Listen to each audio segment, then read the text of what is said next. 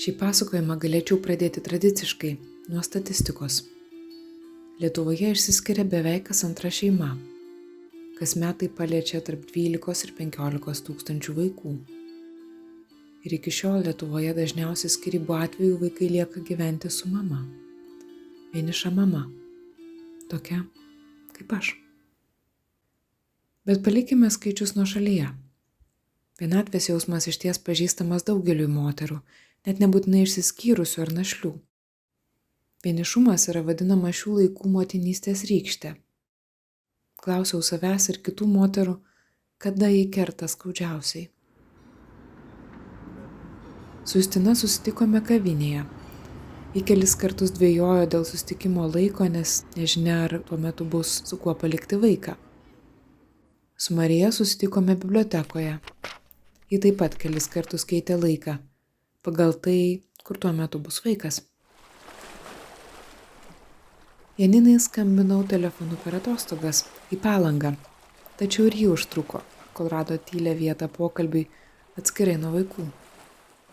Būti vieniša mama iš esmės reiškia nuolat būti su vaiku arba nuolat galvoti, su kuo pabus tavo vaikas. Tai nesibaigianti logistika. Radau darbą, kuris man tuo metu labai tiko. Nežinau, aš taip džiaugdavausi. Aš kiekvieną rytą džiaugdavausi eidama į darbą. Kai aš jau nuvesdavau vaiką į darželį, kai praeidavau tuos 9 pragaro ratus, aš tada jau atvažiuodavau į darbą ir man taip gerai buvo. O mano darbas buvo apklausų atlikimas. Tai nėra kažkoks tai super darbas ir atrodytų, toks, žinai, monotonija gal kažkokia. Tu skambini žmonėm, gal žmonės nenori su tavim šnekėti, bet mane veždavo. Tiesa, tam, kad nuvestum vaiką į darželį, pirmiausia, jis turi prie jo priprasti. Darželio adaptacija buvo 3 mėnesių, kur vaikas kiekvieną rytą klykdavo, rėkdavo, neidavo. Kelias, kurį mes nueiti turėdavom per 7 minutės iki darželio, trukdavo apie 40 minučių.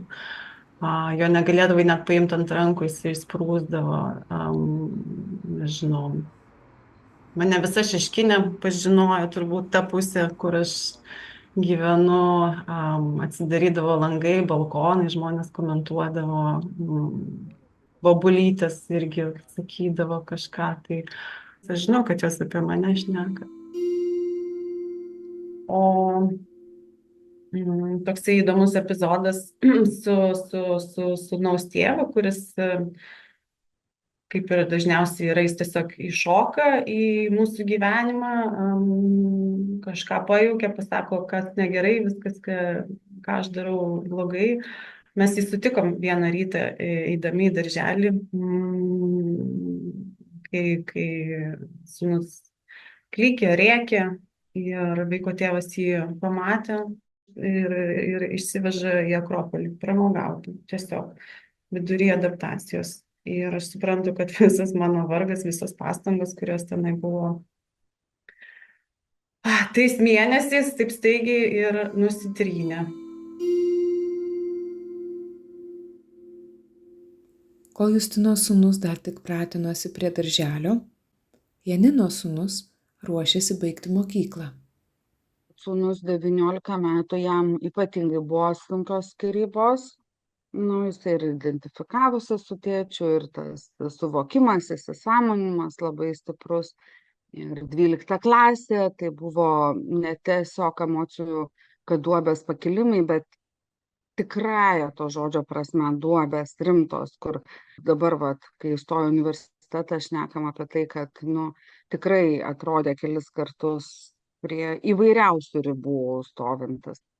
Viena iš jų, kad gal nebaigs mokyklos ir kas tada, ir tikrai labai sudėtinga patirtis. Tai ir jisai sako, sako, ar nėra taip, kad aš daugiau suprantu už bendraamžių dėl to, kad aš patyriau traumą. Aš esu toj traumų.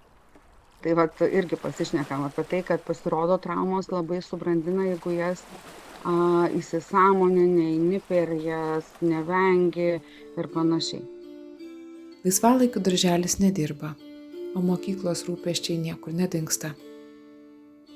Tad laisvalaikio kartais tiesiog tenka atsisakyti, arba mokėti didelę kainą. Pinigais tai yra apie 10 eurų už valandą aukliai. Tokiu būdu viskas kainuoja papildomai. Vakaras su draugėmis, kino filmas, spektaklis, sporto salė. Už viską tenka mokėti dvigubai. Dar gerai, jeigu yra už ką. Tu esi tas vienintelis, kuris visada nešioja, gamina, kuris eina pas daktarus, mes ten lankėm visokias kūdikių mokyklėlės. Tame tikrai yra labai daug vien nuovargio. Aš jau nekalbu apie tai, kad tu kaip žmogus, kaip moteris, ta prasme, arba šiaip kaip žmogus, turintis savo pomėgių, interesų ir taip toliau, nustoji visiškai egzistuoti, nes tam elementariai nėra laiko. Tu negali niekur išeiti. Ta prasme, tu gali išeiti tik tai su kūdikiu. Pasiimti vaikus su savimi taip pat ne visuomet gera idėja. Tiesa, dažnai neišvengiama. Kartą parduotuvėje apsauginis ieškojo mano 4-mečio 45 minutes. Per tą laiką rado 3 kitus vaikus, bet jie visi buvo ne mano. Vaikai greitai auga, tačiau palikti juos vienus nedrąsu.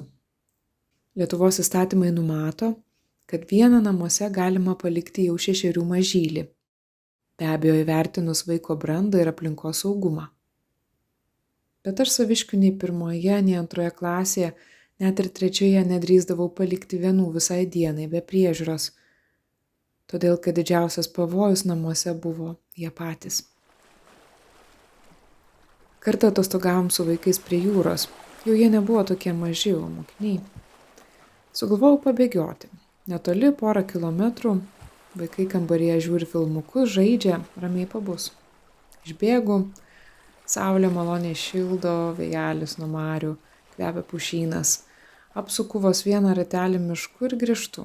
Ir tą akimirką matau vaikus. Vienas užsimojęs ant brolio su kėde, kitas laiko rankose peilį. Abu sustingė kovinėje būsenoje ir tą akimirką aš įbėgau. Jaučiausi išsigandusi ir bejėgė. Taip dar ilgai stengiausi jų vienų nepalikti. Pamaniau, pabėgiosiu, kai jie užaugs.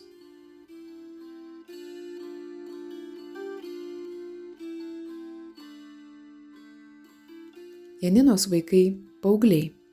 Sakysite, kad čia lengva, jau ne mažiukai, bet juk buvimas su vaikais tai ne vien dėl jų priežiūros.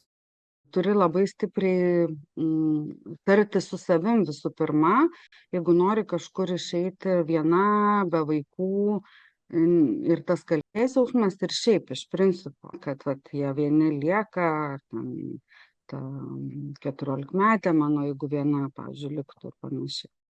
Bet mamos svajonė kartais būna tiesiog pailsėti. Tai kaip? Čia buvo prie mano namų, prie mokyklos kažkokių žagarų krūva.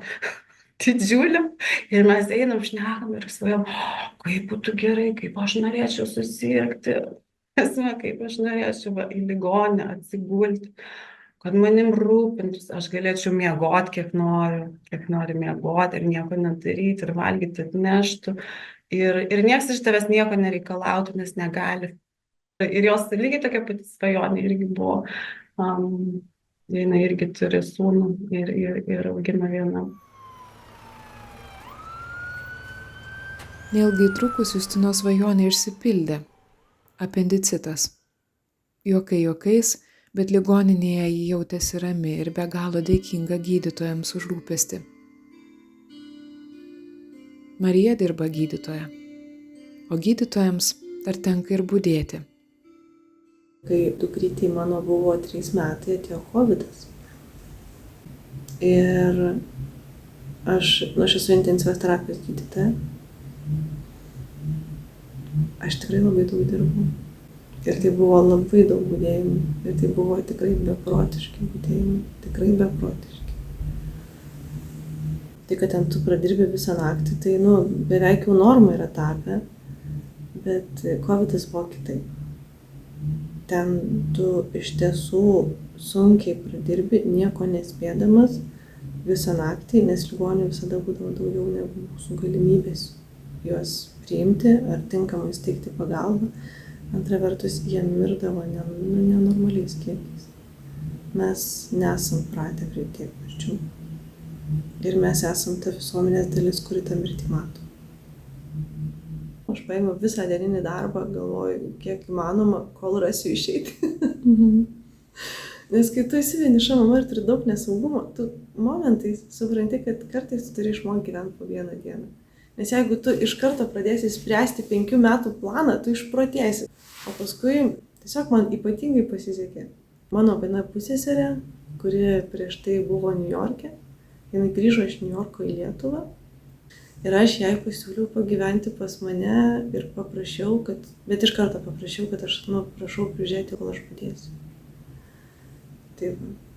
Ir tai iš tikrųjų buvo labai nuostabu. Tikrai, aš turėjau suaugusį žmogų, su kuriuo galėjau pakalbėti vakarais, galėdam pasidaryti arbatos ir pakalbėti šiaip apie pasaulį. Šalia to yra ir labai daug džiaugsmo tame. Iš tikrųjų, man asmeniškai motinystė, man atrodo, kad gimus ją gimiau ir aš. Kol neturėjau dukrytės, aš nebuvau, tarkim, buvus eglutės įžiebimo šventėse katedros aikštėje. Neturėjau laiko, tiesiog. Nemaniau, kad man ten patiktų. Dabar aš einu kiekvieną kartą ir man tai patinka, kad ir kaip banaliai tai skambėtų, bet man atrodo, kad ta meilė vaikui mane ir vedė per tą patirtį. Pamenu, vieną vakarą, jau nebežinau dėl ko, tiesiog sėdėjau ant žemės ir verkiau. Ir prieina mano vyresnėlis, tuomet jam buvo gal 4 metukai, ir taip vaikiškai švepluodamas sako: mamyte, neverk, geriau nebus.